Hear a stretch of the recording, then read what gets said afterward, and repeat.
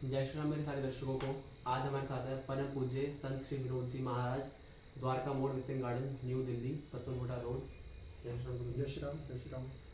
गुरु जी, जैसा कि आजकल हम देख रहे हैं, आजकल न्यूज़ चैनलों पे या फिर जो भी यूट्यूब वहाँ पर चैनल है, लोग ये बोलते हैं, जितने भी संत है, जितने भी बाबा है, जितने भी भक्त है, जो भी है, उनको बोलते हैं लोग माइंड रीडिंग के एक प्रक्रिया है, उसको सीख के ये लोग संत बन गए। ऐसा कुछ नहीं होता है, दिव्य शक्ति नाम की कुछ चीज़ होती ही नहीं है। भैया,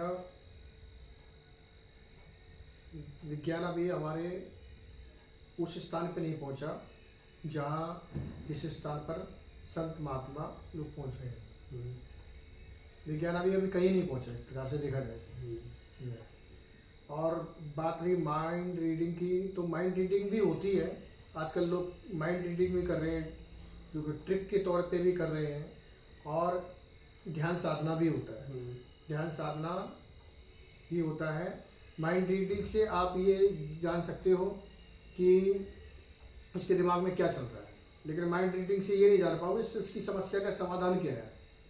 अच्छा, तो बिना साधना के भी माइंड रीडिंग मतलब पॉसिबल है, लोग कर सकते हैं? ये ट्रिक है, और ट्रिक है उसके जिसका अभ्यास करना पड़ता है जो है, और फिर अभ्यास बराबर लगातार अभ्यास करने पे जाना जा सकता है। कोई ऐसी बहुत बड़ी बात नहीं है, उसके लिए अभ्यास की आवश्यकता है।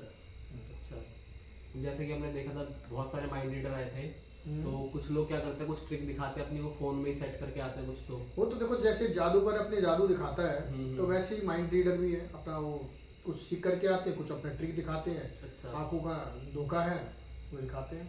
अच्छा, मतलब मैं थोड़ा सा आश्चर्यचकित हो जाता हूँ। जैसे हम बैठे हुए हैं, जितना मैंने देखा है और की वीडियो में जो मैंने देखा है, उसमें क्या होता है ना कि जैसे दो लोग आपस में बात कर रहे हैं, फिर तीसरे को बुलाएंगे, बोलेंगे कि तुम अपने दोस्त का नाम लो, अपने डेट ऑफ बर्थ, अपना फोन नंबर, वो ऐसे ही बता देते हैं। ये ट्रिक है, ठीक है ना। अच्छा। ये ट्रिक है। वो जैसे आजकल, पहले तो मैंने देखता था कि बच्चे भी ट्रिक स्कूल में क्लास में किया करते थे कि अपने दोस्त का नाम, अपने किसी पर्सन का नाम सोच लीजिए, फिर एक नंबर सोच लीजिए, उसमें जो नंबर तुमने सोचा उसमें 5 मिला दीजिए, जो तुमने 5 मिला तो उसमें से आधा घटा दीजिए, अब उसमें 2 प्लस कर दीजिए उसको। ये माइंड रीडिंग है। बचपन में खेला करते थे सर, तो जो है कोई उसमें ध्यान साधना नहीं है जो है।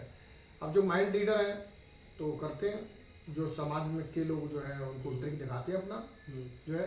माइंड रीडर अलग है, ध्यान साधना पराशक्ति ये अलग है। जो कल थी, आज है, और आने वाले भविष्य में भी पराशक्ति रहेंगी जो है। साधु संत लोग को के पास में, सभी के पास तो पराशक्ति नहीं होती, लेकिन यहाँ स्थान पर पराशक्तियाँ हैं, यानी कि अदृश्य शक्तियाँ जो नहीं दिखाई देती हैं, जिनको केवल ध्यान के माध्यम से, भक्ति के माध्यम से देखा और जाना जा सकता है। अन्यथा माइंड रीडिंग में कोई ऐसी कोई क्रिया है नहीं कि जिसको यहाँ पहचाना जा सके या कोई शक्ति है कि नहीं। अच्छा, मुझे थोड़ा सा और अगर आप यहाँ की शक्तियों का थोड़ा सा बताओगे, शक्तियाँ क्या होती हैं?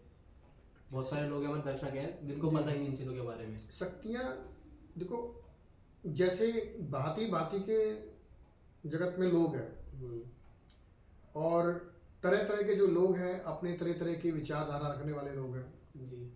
ऐसे ही कुछ शक्तियाँ भी हैं, कुछ सात्विक हैं, कुछ तामसिक हैं। सात्विक शक्तियाँ हैं वह बिल्कुल सात्विक होकर के अदृश्य रहती हैं।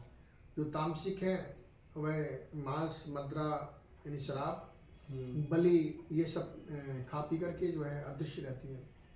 और इनको सिद्ध करने के लिए साधना करनी पड़ती है, उस शक्ति का साधना करना पड़ता है। उसके लिए विचार अच्छे होने चाहिए, तब चीज़ें सिद्ध हो जाती हैं। तो सिद्धि साधना के लिए जब तब ध्यान चिंतन साधना करनी पड़ती है। सिद्धि साधना कोई माइंड रीडिंग नहीं है जो है। जो लोग कहते हैं माइंड रीडिंग, तो ऐसे लोगों के लिए तो मैं कहूँगा कि कुछ लोग, मेरे पास भी चैनल वालों ने कई बार संपर्क किया मेरे से भी, न्यूज़ नेशन वालों ने। अच्छा, कि आप आइए, आप आइए, आप आइए, आप आइए, आप आइए। तो मुझे तो जानकारी पहले से थी कि ये केवल सनातन को गिराने का केवल काम कर रहे हैं, सनातन संस्कृति को गिराने का काम कर रहे हैं। और अगर गिराने का काम नहीं कर रहे हैं तो दुनिया में केवल जितने भी साधु संत सारे पाखंडी ही हैं क्या? सारे साधु संत ही पखंडी हो गए और जो मुसलमान हैं, क्रिश्चियन हैं, ये कोई पखंडी नहीं है। इनके पास में गिने चुने 20-25 लोग हैं जो है वह सारे बिल्कुल सात्विक बढ़िया अच्छे से हैं, वह पाखंडी नहीं है। उन्हीं को बुला करके भाई जो जैसा उसको उस प्रकार से बिठाया जाए। बिल्कुल सही बात। ठीक है, अगर आप माइंड रीडिंग करते हैं और ट्रिक दिखाते हैं तो आपके जैसा व्यक्ति वहाँ पे बिठाया जाए ना। और साधु संत वाले जो व्यक्ति जप करता है तब का, तो ऐसे व्यक्ति को बिठाया जाए जिस व्यक्ति को जब तप के बारे में ज्ञान नहीं, बिल्कुल भी ढेले भर का भी। ऐसे लोगों को चैनलों पे बिठा देते हैं और फिर ये जो है विपरीत दिशा में बोलते हैं। हाँ जी। जो है भाई किसी की तुम चैनल पे बुला करके बेइज्जती करते हैं ये लोग जो है, तो ये गलत है ना। ये तो सीधे सनातन संस्कृति को गिराने का काम कर रहे हैं। तो जो है बात रही क्या, पहले हमारे सनातन संस्कृति में जप नहीं था, क्या तप नहीं था, क्या नहीं था, क्या पराशक्तियाँ नहीं थी? पराशक्तियाँ कल भी थी, आज भी हैं और कल भी रहेंगी। पता पराशक्तियाँ पहले भी थी। महाभारत काल में आपने सुना होगा, धृतराष्ट्र को पूरी की पूरी महाभारत कथा दिखा और सुना दी थी संजय ने। उस समय भी पराशक्तियाँ थी जो है। उससे पूर्व त्रेता युग में वाल्मीकि जी हुए, जिन्होंने रामचरित की रचना से पहले ही उन्होंने पूरा का पूरा चरित्र लिख दिया था। तो पराशक्तियाँ थी, तो पराशक्तियाँ थी हैं और पराशक्तियाँ रहेंगी। साथ ही कोई माइंड रीडिंग एक उसकी एक सीमा है, लेकिन पराशक्तियों की कोई सीमा नहीं है, वो कहीं तक कुछ भी कर सकती हैं। तो पराशक्तियाँ को समझने के लिए जो है ध्यान करना पड़ता है, चिंतन करना पड़ता है, जप करना पड़ता है, भजन करना पड़ता है, सत्संग करना है, रामायण जी का पाठ करना पड़ता है, तब कहीं जाके पराशक्तियाँ प्रसन्न होती हैं। प्रसन्न होकर के फिर जो है संकेत प्राप्त करती हैं। अच्छा, हाँ, संकेत प्राप्त करती हैं। जैसे एक मोबाइल फ़ोन है, मोबाइल फ़ोन का टावर सिग्नल होता है और ये वायुमंडल में होते हैं सारे सिग्नल। तो वायुमंडल की तरह जैसे तरंगें उड़ रही हैं वायुमंडल में, ऐसे ही जब ध्यान चिंतन साधना के माध्यम से व्यक्ति अपने को जब तप के माध्यम से अपने को तपा लेता है, तो यहाँ के जो वायुमंडल है, हमारा जो वायुमंडल है, वहाँ जो तरंगें घूम रही हैं वह तरंगों को कैच करना शुरू कर देता है। तो उन तरंगों के माध्यम से वह भूत को, भविष्य को, वर्तमान को बताते हैं। तो मैं ये तो नहीं कहूँगा कि 100% सही बताते हैं। अगर कोई व्यक्ति ध्यान चिंतन साधना के माध्यम से 60% भी बता रहा है सही, और मैं तो कहूँगा 50% भी सही बता रहा है, तो सही है, बिल्कुल सही है। अब कोई बता नहीं कुछ पा रहा कि 20% भी सब जगह ट्रिक लगा रहा है, गलत बता रहा है, तो सही नहीं है। उसके लिए आज भी साधु संत, आप गुफाओं में जाएंगे, आप वहाँ जाइए, क्या कहते हैं, उत्तराखंड जाइए, आज भी आपको माना गांव में या बहुत सारे ऐसे हिमालय क्षेत्र हैं जहाँ पर साधु संत लोग आपको बैठे मिल जाएंगे गुफाओं में, जो कि ध्यान करते हैं, चिंतन करते हैं, जप करते हैं। अच्छा। सब प्रकार की साधनाएं उनके पास में हैं, सब प्रकार के दूत हैं, सब प्रकार की साधनाएं हैं, देवी शक्ति है, पराशक्ति है, जितनी सब उनके आदेशानुसार कार्य करते हैं। जो है तो पराशक्तियाँ मौजूद हैं।